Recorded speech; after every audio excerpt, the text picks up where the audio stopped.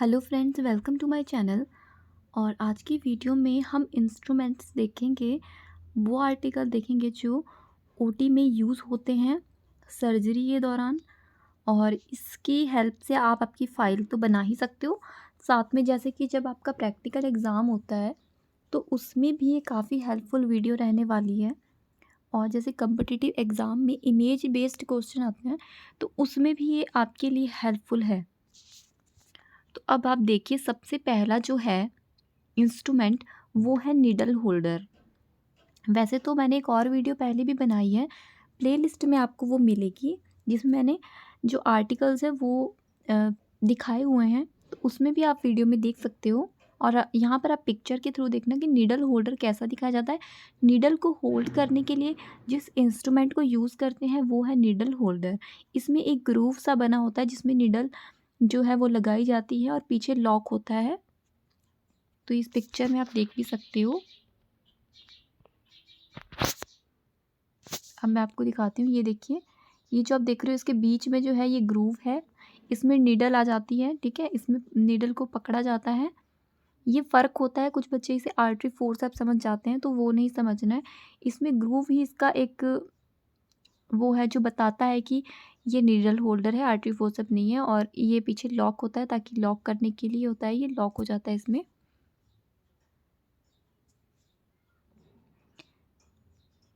ये surgical needle है, तो ये इस तरह की होती है, आप देख सकते हो, ग्रूव है ये, इसमें सी शेप की होती है ये। और इस तरह से पूरे में ये दिखाया गया है। ये सूचर जो है उनमें पैक पहले से आती है, साथ में इसमें थ्रेड लगा हुआ होता है। तो इसमें ये जो पार्ट है ये बॉडी होता है, ये स्वेग एंड होता है, ये पॉइंट होता है, इसके पार्ट हैं। ये सूचरिंग करने के लिए यूज़ किया जाता है, जो टिश्यूज़ होते हैं उनका सूचर करने के लिए, अगर कहीं पे बॉडी में कट लग जाता है तो उसके लिए। ये इसकी एनाटॉमी है, इसके पार्ट्स हैं।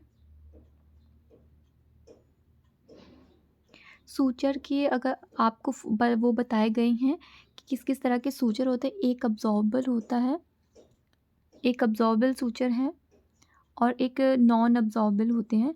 ये आप देख सकते हो, अब्जॉर्ब यानी कि जो हमारे स्किन में अब्जॉर्ब हो जाते हैं वो वाले, ठीक है। तो इनमें भी फास्ट है, प्लेन है, क्रोमिक है, इस तरह से ये दिखाई देते हैं। इनकी पिक्चर इसलिए दिखाई गई है ताकि आपको समझ में आ जाए। और ये कितने दिनों में अब्जॉर्ब होते हैं वो भी यहाँ पे लिखा गया है। जैसे कि जो फास्ट अब्जॉर्बिंग गट सूचर होते हैं वो 7 दिनों के अंदर अंदर अब्जॉर्ब हो जाते हैं, और पूरी तरह से वो 21 से 42 दिन में हो जाते हैं, यानी कि। फिर प्लेन जो गट होता है, प्लेन कैटगट, वो 60 टू 90, उस तरह से क्रोमिक कैटगट 90 डेज में टोटल अब्जॉर्ब हो जाते हैं। ये अब्जॉर्बल सूचर जो है ये नेचुरल हैं, ठीक है, नेचुरल हैं, ये सिंथेटिक नहीं है। ये वाले सिंथेटिक हैं। सिंथेटिक और नेचुरल में क्या फ़र्क है? नेचुरल जो होता है वो जैसे कि शीप की गट से बनाया जाता है, गट यानी कि इंटेस्टाइन, उसको यूज़ करने के बाद वो सूचर तैयार किए जाते हैं नेचुरली। ये सिंथेटिक होते हैं, यानी कि कुछ केमिकल इसमें यूज़ किया जाता है। ये आपके सिंथेटिक सूचर्स हैं, जिनमें वाइक्रिल है, मोनोक्रिल है, पीडीएस है और वाइक्रिल है। तो ये इनमें फ़र्क है। ये रैपिड वाला है जो फर्स्ट वाला है, इसका नाम अलग है, इसका नाम अलग है, वाइक्रिल। और इनकी कितने डेज़ में अब्जॉर्प्शन है वो भी इसमें सामने लिखा हुआ है, तो आप देख सकते हो कि वाइक्रिल जो है वो 42 डेज़ में हो जाएगा, पीडीएस 6 मंथ में। और आपका जो वाइक्रिल लास्ट में दिया गया है वो 56 टू 70 डेज़ में अब्जॉर्ब हो जाएगा। तो ये हमारे अब्जॉर्बल सूचर हैं। नॉन अब्जॉर्बल यानी कि जिनको सूचर करने के बाद काटना पड़ता है, निकालना पड़ता है, जितने भी दिन, 7 दिनों में, 1 महीने में, तो वो है। जैसे कि नॉन अब्जॉर्बल सूचर में नेचुरल जो हैं उनमें आपका ये है सिल्क। फिर है स्टेनलेस, ये हम यूज़ भी करते हैं, नायलॉन का भी आपने सुना होगा, वो भी यूज़ किया जाता है। नॉन अब्जॉर्बल सूचर सिंथेटिक जो है, तो ये है सिंथेटिक। इस तरफ जो भी आपको दिख रहे हैं ये सारे सिंथेटिक हैं। इनकी भी पिक्चर कई बार लगाते हैं और फिर पूछा जाता है कि इसका नाम बताओ, तो सूचर का आपका नाम आपको फ़ोटो देखकर ही पता चलना चाहिए। उसके अगर आपके सामने कोई सूचर रख दे तो आपको एक एग्जैक्ट पता होना चाहिए कौन सा सूचर है। ये स्टिचेस का कुछ डेमोन्स्ट्रेशन है, यानी कि किस किस तरह से सूचर किया जाता है। तो ये सिंपल है, figure of 8, interrupted, running, escape. तो इस तरह से जो सूचर्स हैं वो किसी भी तरह से परफॉर्म किए जाते हैं, सर्जन ये परफॉर्म करते हैं। बाकी नॉर्मल छोटे मोटे टाँके लगाने तो स्टाफ को भी आना चाहिए। तो ये जो आप देख रहे हो, ये स्टेपलर जो होते हैं उस तरह के सूचर भी होते हैं। और जैसे कि किसी का ब्रेन की सर्जरी होती है तो उसमें भी ये यूज़ होते हैं। ये आप स्ट्रिप वाले सूचर भी देख सकते हैं, स्ट्रिप वाले सूचर।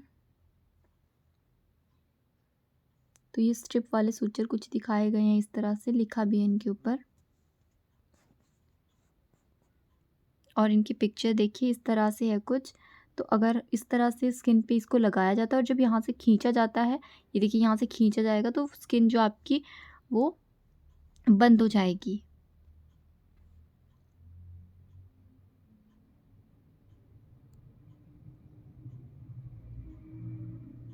ये जो आप देख रहे हो इसको बीपी हैंडल कहते हैं, यानी कि बार्ट पार्कर हैंडल नंबर 3। तो बीपी हैंडल भी इसे नॉर्मली बोला जाता है। इसमें ब्लेड लगाया जाता है आगे की तरफ। ये जो ब्लेड आपको दिख रहा है ये आगे इसमें लगाया जाता है। तो और फिर इसकी मदद से पेन की तरह इसको चलाया जाता है, जैसे पेन चलाते हैं उस तरह से कहीं पर भी अगर इंसिजन देना है तो इसका यूज़ किया जाता है। किसका यूज़? बीपी हैंडल, यानी कि बार्ट पार्कर हैंडल। और ये आपको ब्लेड्स दिखाए गए हैं, इनकी भी पिक्चर्स कई बार पूछी जाती है कि ब्लेड देखकर उसका नंबर बताओ। वैसे तो ब्लेड पे नंबर लिखा होता है, लेकिन आपको देखते ही उसका नंबर पता होना चाहिए। कि तीखी नोक वाला आप देख सकते हो तो ये 11 नंबर का ब्लेड है। ये जो है 21 नंबर का है, ये 24 नंबर का है, 23 22 नंबर का, 10 नंबर का, 15 नंबर का, किस तरह का अलग सा ही है। 13 नंबर का देखिए सबसे अलग है, गोल है। और 12 नंबर में कैसे घुमाव जैसा है और बिल्कुल पैना है। तो ये और ये आप अच्छे से याद कर लो, पूछे जाते हैं ज़्यादातर। 11 नंबर का ब्लेड और 12 नंबर का बहुत बार पूछा गया है, और 15 नंबर का भी।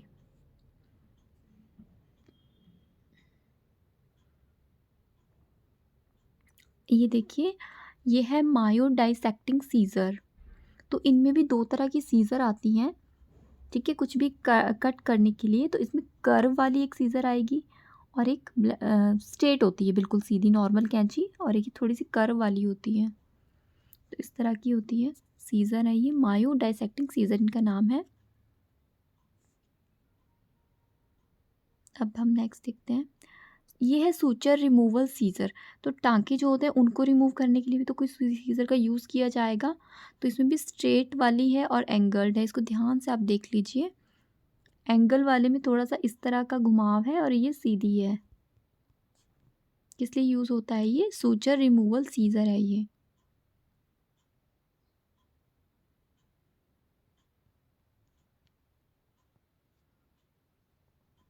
अब आप जो देख रहे हो वो इंस्ट्रूमेंट है, टिश्यू होल्डिंग फोर्सेप है ये, for grasping the tissue. Tissue को ग्रेस्प करने के लिए यूज़ किया जाता है इसको। और ये भी टूथेड और नॉन टूथेड, यानी इसमें टूथ और नॉन टूथेड यानी आगे की तरफ ये होगा या फिर नहीं होगा, इस तरह से ये होता है। इसकी पिक्चर देखिए। ये जो आप देख रहे हो पिक्चर, ये नॉन टूथेड है। देखो इसमें तो वो टूथ नहीं है, यूं करके जो टूथ बने हुए थे वो इसमें नहीं दिख रहे हैं, लेकिन ऊपर वाले में है। तो यही फ़र्क है इसमें। टिश्यू होल्ड करने के लिए यूज़ होता है ये।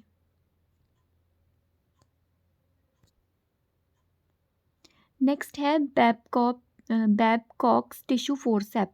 इसकी आप फ़ोटो अच्छे से देख लो कैसे होता है ये बैबकॉप्स। तो ये देखिए इसके आगे ये है, लॉक तो लगा हुआ ही है फोर्सेप की तरह, लेकिन आगे देख कैसे इसमें होल जैसे बने हुए हैं और इसका शेप आप देख सकते हो। तो ये बैबकॉप फोर्सेप है। और जो इसके साथ में आपको पिक्चर दिख रही है ये एली टिश्यू फोर्सेप है, इसका भी क्वेश्चन आता है। ये थोड़ा-सा इनमें थोड़ा-थोड़ा ही फ़र्क होता है, इनके जो माउथ होता है आगे की तरफ जो इसकी टिप है, इनमें ही थोड़ा-थोड़ा फ़र्क होता है। अब देखिए स्पंज होल्डिंग फोर्सेप, जिससे कि होल्ड किया जाता है स्पंज को, तो ये इस तरह से कुछ दिखाई देता है। इसमें स्पंज होल्ड करते हैं और ये जैसे कि जब बीटाडीन से पेंट करते हैं तो भी यूज़ किया जाता है सर्जरी के दौरान, और यूरिनरी कैथेटराइजेशन के दौरान भी यूज़ किया जाता है। और इसमें लिखा है कि मे बी स्ट्रेट और कर्व्ड, ये भी कर्व्ड हो सकता है। टॉवल क्लिप देखिए, टॉवल क्लिप तो आपने देखा होगा। इसके अलावा एक और तरह का भी आता है, ये भी टॉवल को होल्ड करने के लिए यूज़ किया जाता है। कोई शीट है उसको ड्रैप करने के लिए, used for fixing drape to the skin of anaesthetized patient. तो शीट जैसे पेशेंट को लगी होती है तो उसमें ये होल्ड किया जाता है, साइड में टक करने के लिए यूज़ किया जाता है। क्लिप की एज अ क्लिप की तरह यूज़ किया जाता है। आप जैसे कपड़ों में चिमटी लगाते हैं ताकि वो उड़े ना, कुछ इस तरह से ही इसका यूज़ सर्जरी के टाइम होता है। स्पैकुला एंड स्कोप्स, तो ये आप देख सकते हो, ये जो है ये है वेजाइनल स्पैकुलम, ये है नेज़ल स्पैकुलम, ये नेज़ल नोज़ के लिए होता है। और ये है आपका नेक्स्ट है प्रोक्टोस्कोप या अनोस्कोप इसको बोलते हैं। ठीक है, अनोस्कोप की वजह से अनल रीजन होता है इसलिए, तो ये अनस रीजन में डालते हैं, रेक्टम में डाल के वहाँ के जैसे कोलोन को विजुअलाइज करने के लिए यूज़ किया जाता है। ये आपका नेज़ल के लिए हो गया, और ये होगा वेजाइनल के लिए स्पेकुलम, वेजाइनल स्पेकुलम। वैसे इसका नाम कस्कोस वेजाइनल स्पेकुलम होता है, इसका जो रियल नेम है वो कस्कोस वेजाइनल स्पेकुलम है। ठीक है, कस्को वेजाइनल स्पेकुलम। ये देखिए, ये रिट्रैक्टर्स हैं लेकिन इनके नेम अलग अलग हैं। ये आप देख सकते हो, ये डॉयंस रिट्रैक्टर है, थोड़ा सा फ़र्क है इसमें। ये है डेवर्स रिट्रैक्टर, ये आपका for retraction of deep structure. Next है राइट एंगल रिट्रैक्टर। तो इनकी आपको फ़ोटो अगर अच्छे से याद है तब तो बहुत अच्छी बात है, साथ में आप नेम भी याद कर लो इनके। थोड़ा थोड़ा ही इनमें फ़र्क है शक्लों में, कई बार बच्चे फ़ोटो तो देख कर समझ जाते हैं लेकिन कंफ्यूज हो जाते हैं। तो डॉयंस रिट्रैक्टर पहले वाला, यानी ये मसल को रिट्रैक्ट करने के लिए होता है सर्जरी के टाइम पे। फिर है नेक्स्ट डेवर्स रिट्रैक्टर, नेक्स्ट है राइट एंगल रिट्रैक्टर। ये बिल्कुल स्ट्रेट है, इसका इसमें इतना घुमाव नहीं है, ये सीधा ही है। नेक्स्ट आपका स्कल रंगर, तो इसको बोन निबलिंग भी बोला जाता है। और ये जैसे ब्रेन की सर्जरी जब होती है स्कल के टाइम पे तब यूज़ ये होता है। और देखिए ये है बोन कटिंग फोर्सेप, जैसे कि बोन भी कट करनी पड़ती है अगर वहाँ पर कुछ ऐसा हो जाए सर्जरी का टाइम, सर्जरी के दौरान या एक्सीडेंट कुछ हो जाए तो फिर ये वाला जो इंस्ट्रूमेंट है वो यूज़ किया जाता है, बोन कटिंग फोर्सेप ये होता है। तो इसको भी आप ध्यान से देख लो, कुछ इस तरह से ये होता है। चिटल फोर्सेप तो सबने ही देखा होगा, इसको हम डिप करके भी रखते हैं हॉस्पिटल्स में, आपने देखा होगा।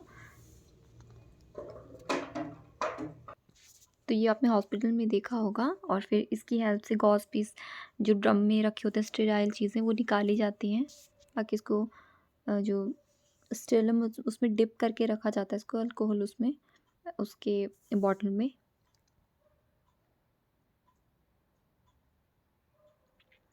ये देखिए ये फोर्सेप है जिसका नाम है मॉस्किटो फोर्सेप, ये कर्व्ड वाली है, मॉस्किटो फोर्सेप स्ट्रेट है।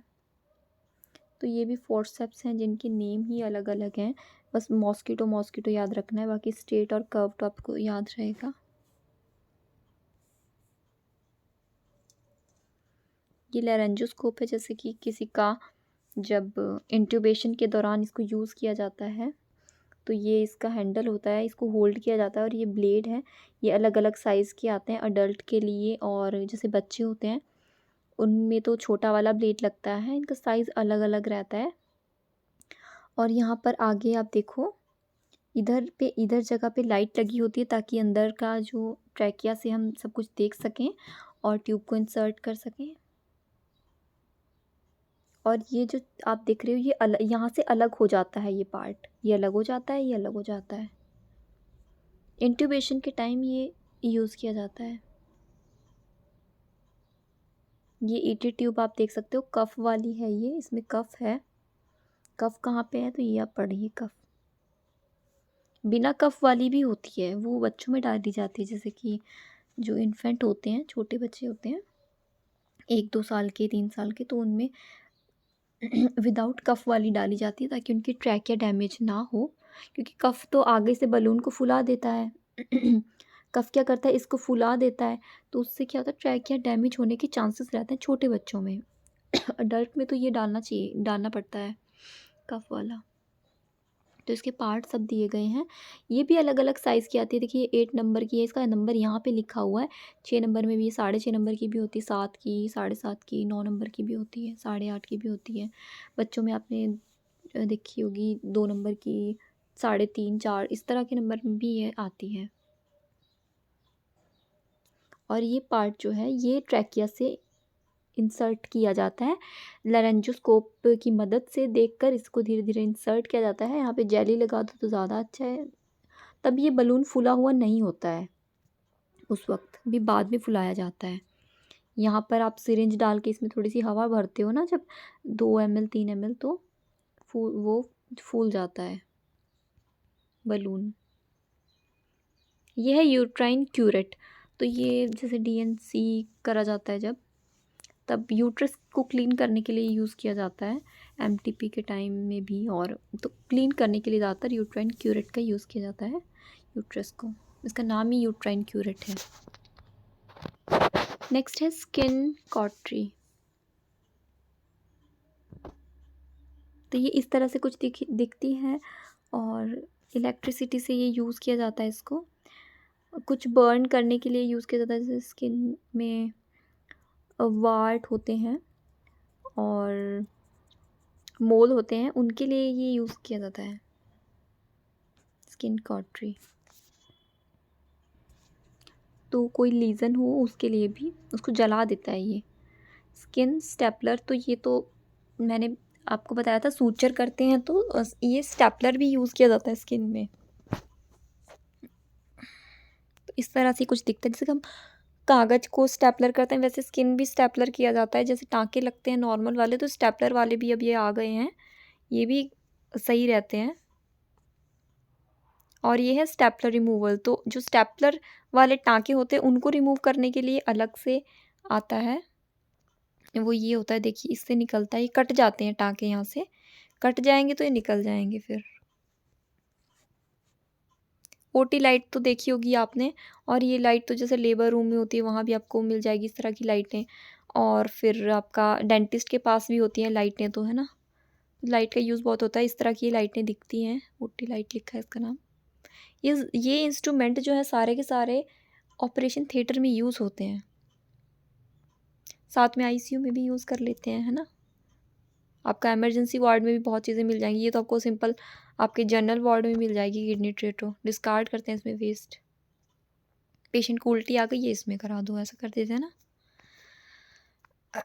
ये ड्रिल है, जैसे कि बोन में ड्रिल करने के लिए इसको यूज़ किया जाता है। कई बार ड्रिल करना हो, जैसे फ्रैक्चर हो गया हो, तो ड्रिलिंग का काम ये मशीन करती है। इस तरह की ड्रिल की तरह ही दिखती है ये सेम मशीन, जैसे दीवारों में ड्रिल करते हैं, मेक लगाते हैं, तो उसी तरह दिखती है ये। देखिए इसको ज़्यादा कुछ फ़र्क नहीं है, वैसी ही दिख रही है।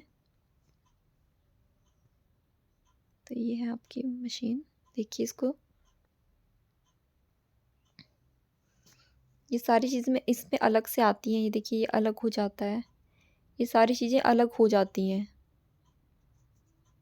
सब अलग होने वाली चीज़ें हैं। ये बोन सॉ है, ये भी बोन को कट करने के लिए यूज़ किया जाता है।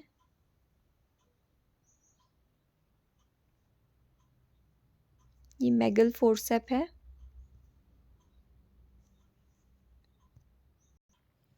तो ये भी कोई फॉरेन बॉडी हो उसको रिमूव करने के लिए यूज़ किया जाता है। तो आपके एग्ज़ाम के लिए काफ़ी इम्पॉर्टेंट हैं सारे के सारे ही इंस्ट्रूमेंट आपके, तो आप इन्हें ध्यान से देख लीजिए। आपके प्रैक्टिकल में कोई भी आपसे पूछा जा सकता है, जैसे कि आप अगर जीएनएम बीएससी कर रहे हो, पोस्ट बेसिक कर रहे हो, तो मेडिकल सर्जिकल नर्सिंग में तो ये इंस्ट्रूमेंट बहुत ज़्यादा इम्पॉर्टेंट है, और आपका फंडामेंटल में भी। तो कमेंट करके बताइए। Okay, thank you.